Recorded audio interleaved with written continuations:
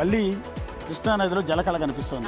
అది good news ఇది నిజం చెప్పాలి అంటే. ఎందుకంటే నిన్నటిదాకా కృష్ణా బేసిన్లో నీళ్లు లేవని చాలా ఇబ్బంది పడ్డాం. ఎల్నినో ఎఫెక్ట్ వర్షాలు, ఎగువను కురుస్తున్న వర్షాల వల్ల జోరాల జలకళను సంతరించుకుంది. ఎగువ నుంచి పోటెత్తుతున్న వరద నీటితో నిండుకొండలా మారింది. వచ్చిన నీటిని వచ్చినట్టు దిగువకు విడుదల చేస్తున్నారు అధికారులు. ఇన్ఫ్లో అవుట్ఫ్లో 1,15,000 క్యూసెక్కులుగా ఉంది. 17 గేట్లు ఎత్తి శ్రీశైలంకు నీటిని విడుదల చేస్తున్నారు. జూరాల ప్రాజెక్ట్ నీటి సామర్థ్యం 9 టీఎంసీలు కాగా ప్రస్తుతం 8 టీఎంసీలకు చేరింది నీటి మట్టం.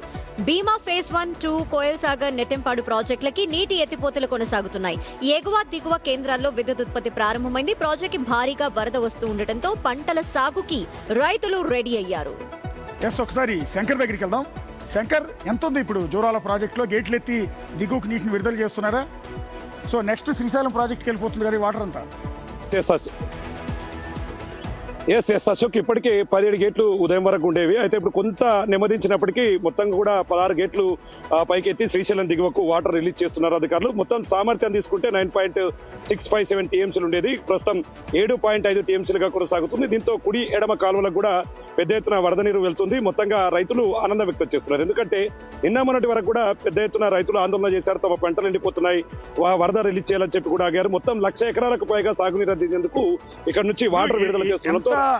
వరద నీరు వచ్చిన తర్వాత దిగువకి నీటిని వదిలిపెట్టే అవకాశం ఉంటుంది లేదా ఆల్రెడీ గేట్లు ఎత్తినట్టున్నారు కదా విజువల్స్లో కనిపిస్తుంది.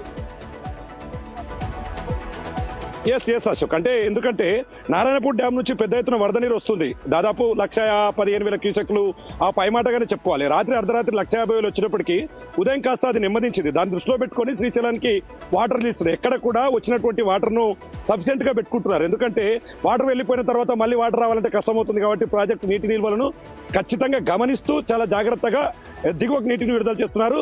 సాయంత్రం వరకు ఎక్కువ వరద వస్తే మాత్రం శ్రీశైలం దిగువకు వాటర్ ని ఇంకా ఎక్కువగా రిలీజ్ చేసేందుకు అధికారులు అక్కడ రైతుల పంటలకి సరిపడంత నీళ్లని విడిచిపెడుతున్నారా లేదంటే ఏమైనా ఓవర్ ఫ్లోటింగ్ అయ్యే ఛాన్సెస్ ఏమైనా కనిపిస్తున్నాయా?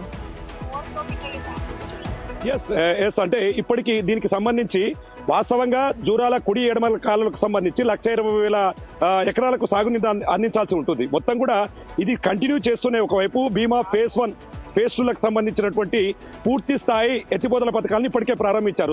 తాగునీరుకు సంబంధించి ఎక్కడా ఇబ్బందులు రాకుండా చూసేందుకు అయితే అధికారులు ప్లాన్ చేస్తున్నారు. మొత్తంగా ఈ సీజన్ లో తొలిసారి జూరాల ప్రాజెక్టుకు వరద రావడం రైతులతో పాటు ప్రజలు సంతోషం వ్యక్తం చేస్తున్నారు.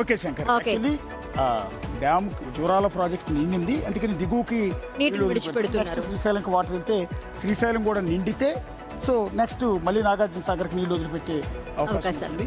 సో ఇంకా వరద రావాలి, ఇంకా నీళ్లు రావాలి, ప్రాజెక్టులు అన్ని నిండిపోవాలి. సో ఆ గుడ్ రైతులు ఎక్కడ ఇబ్బంది ఉండకూడదు.